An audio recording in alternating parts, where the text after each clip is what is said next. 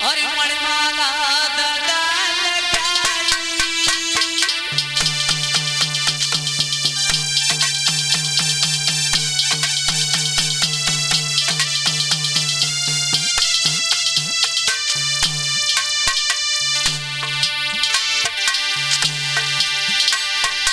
अरे प्रथम दाव पे भूपन मणिमाला तुरंत लगाई।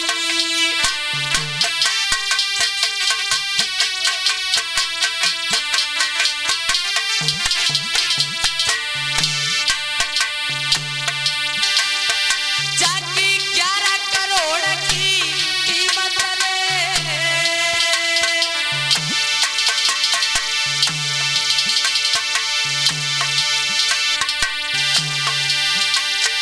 जाकी 11 करोड़ की कीमत रे। सहदेव ने तुरंत बताई।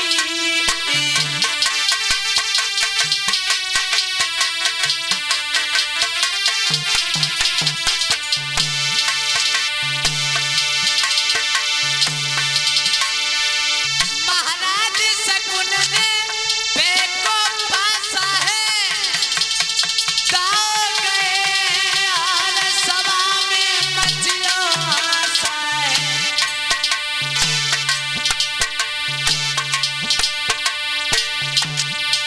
पंडा न समझे कछु खेल दाव माने जीत लयो। पंडा न समझे कछु खेल दाव शकुनी ने जीत लयो।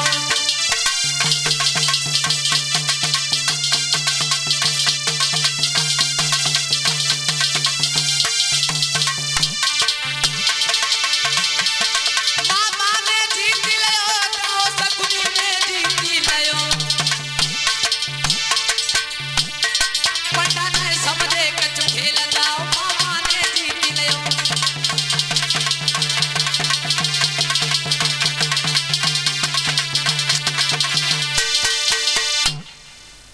आज दाव जीत लिया, सब कुछ जीत लिया, कुछ नहीं छोड़ा पांडवों के पास में। बोले बोले अब तो हमारे पास में पांडव कहने लगे कुछ है भी नहीं, और अब हम भला क्या लगा सकते हैं दाव पर, सब कुछ तो जीत लिया। बोले आपके पास में अभी तो आपके पास में बहुत कुछ बाकी है। मैंने तो मकसद उनका था उसी पर आ रहे। बोलो बोले अभी तो बहुत कुछ बाकी है।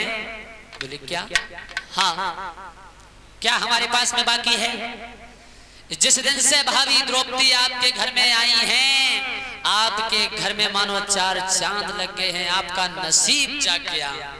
आप भाभी द्रौपदी को दाव पर लगाओ, हो सकता है आपका नसीब जाग जाए और आप दाव को जीत जाओ। कहा है अच्छा चलो ठीक है। आज भाभी द्रौपदी को दाव पर लगा दिया, लेकिन द्रौपदी को कोई बात अभी तक पता नहीं चली कि हमारे पतियों के साथ में क्या हो रहा है क्या नहीं हो रहा। बैठ गए, दाव को लगा दिया। बोले अब की बार पासा मैं नहीं फेंकूंगा, बल्कि मेरे मामा जो शकुनी हैं ये पासा मेरी तरफ से फेंकेंगे। बोले कोई भी फेंके, मुझे तो केवल खेल से मतलब है, पासा आपकी तरफ से कोई भी फेंके।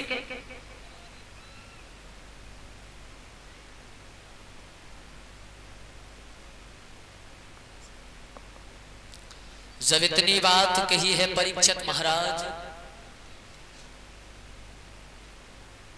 तो उसी समय द्रौपदी को दाव पर लगा करके और शकुनी ने जो पासे थे हाथ में पकड़ लिए और पासों को देख करके ठट्ठास मार के हंसा। बोले हाँ फेंको पासा, ऐसा ही नहीं।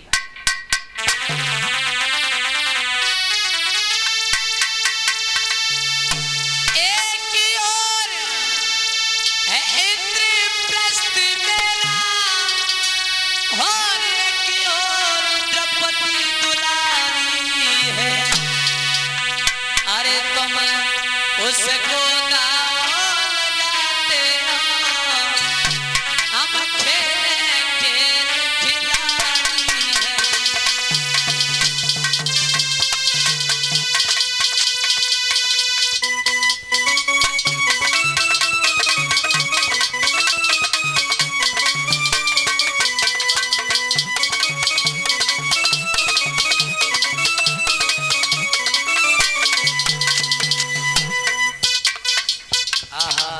परीक्षित महाराज बात तो वहां पर कुछ और हो गई।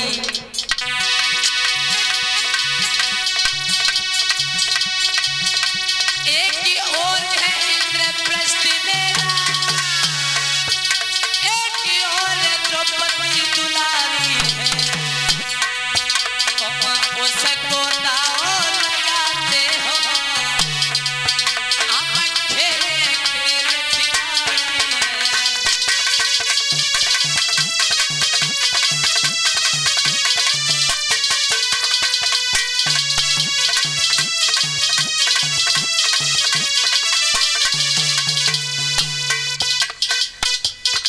परीक्षित महाराज खेलते रहे, पासा को फेंक दिया मामा शकुनी ने।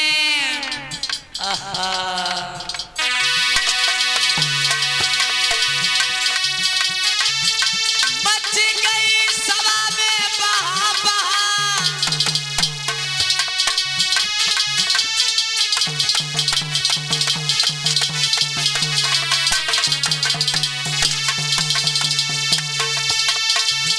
मच गई सभा में बहा बहा, शकुनी ने फेंक दो पासा है, देवी द्रौपदी को जीत गयो, मच गई सभा में हासा है।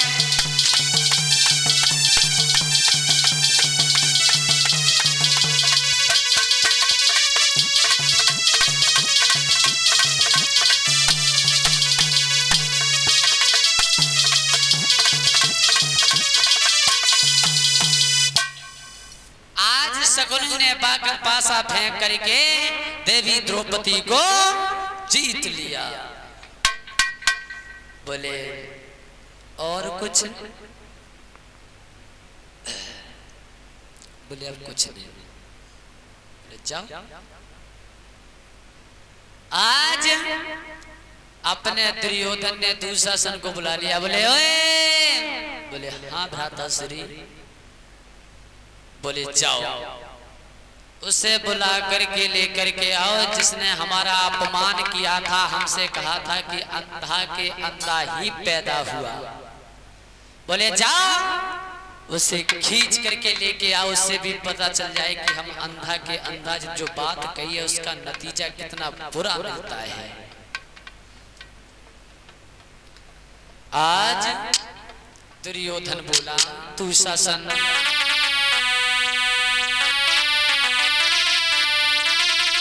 अरे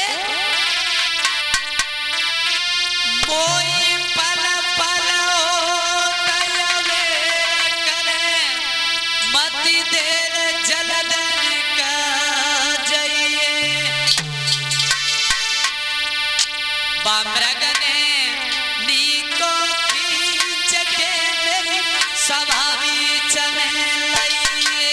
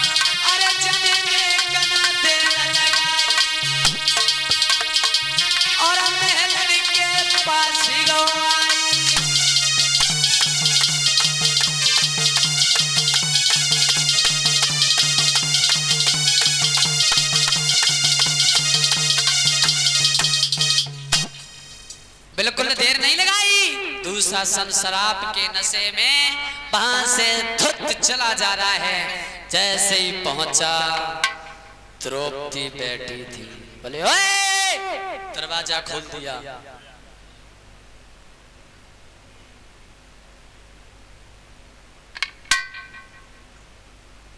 उसी समय आज जब इतनी बात कही है परीक्षित महाराज, तो द्रौपदी कहने लगी देवर जी, जब आप शराब के नशे में हो तो हमारे पास में मत आया करो। और द्रौपदी ने तो बिल्कुल सही बात बोली। बोले अच्छा, बोले राज्य दरबार में आने के लिए दासियों से भी आज्ञा लेनी पड़ेगी। बोले मैं तुम्हारी भाभी हूं और आप हमें दासी बता रहे हो।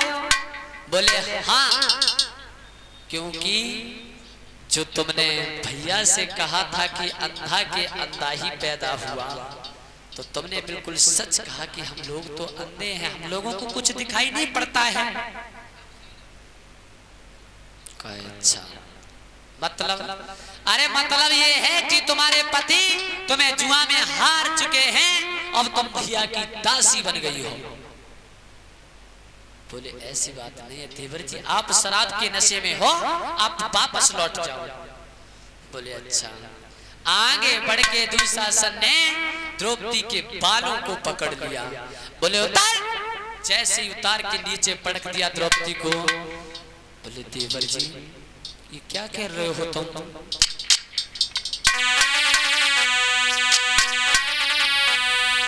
कि देवरी जी तुम क्या कहते हो, और लज्जित ना करो बलिदाता को।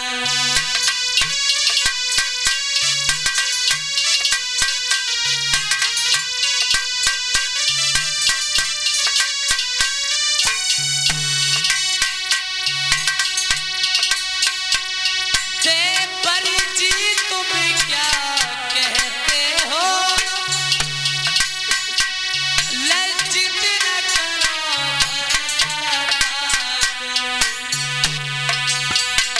मोए बड़ी सभा में न ले चलियो। द्रौपदी रोकर कह रही है,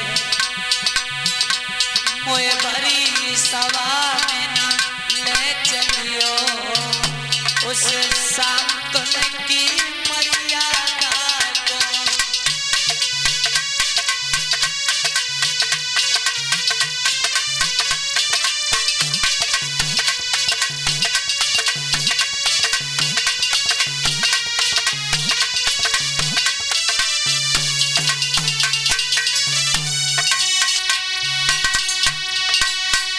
वहां भी सब बाबा बैठे हैं,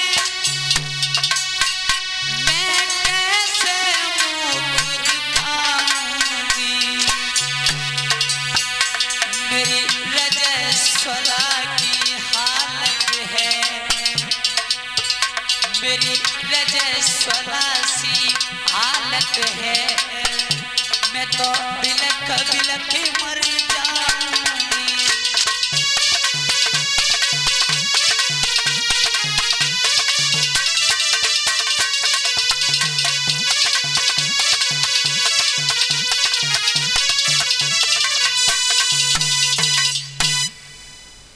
बोले मुझे मत ले चलो वहां।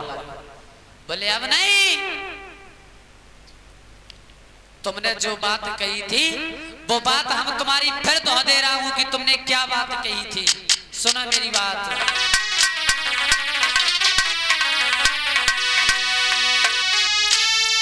कि द्रौपदी बात बिल्कुल सच है, और यहाँ बिल्कुल अंधेरा है, और जो बात तुमने कही है, और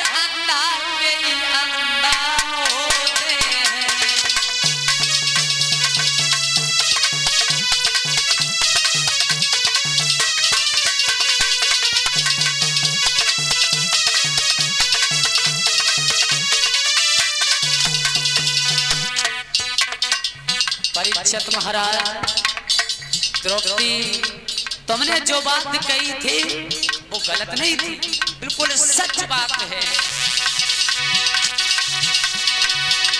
द्रौपदी बात बिल्कुल सच है।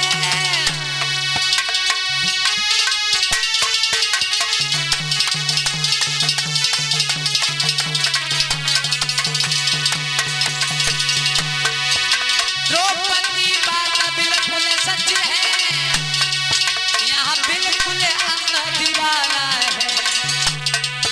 तुम भरी सभा में कैदी जो अल्लाह के ही अल्लाह होते हैं।